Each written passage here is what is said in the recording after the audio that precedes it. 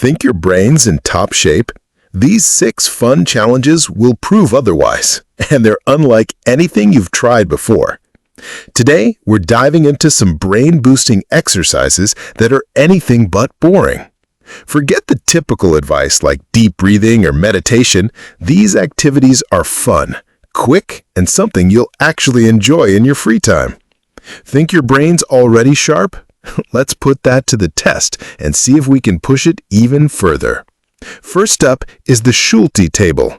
You'll see a grid of numbers from 1 to 25 placed randomly. Focus on the number in the center, then try to find all the numbers in order within just 30 seconds. Sounds easy? Give it a try and prepare to be surprised.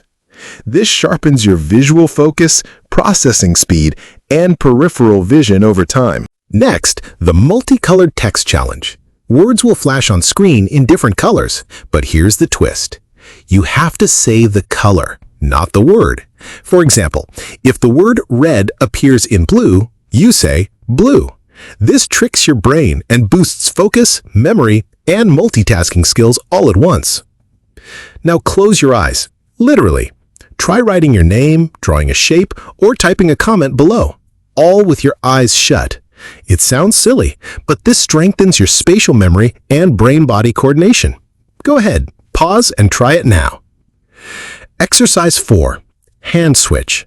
Make a peace sign with one hand and an OK sign with the other. Then switch. Do it 5 times in 10 seconds. It's harder than it looks and helps build mental agility.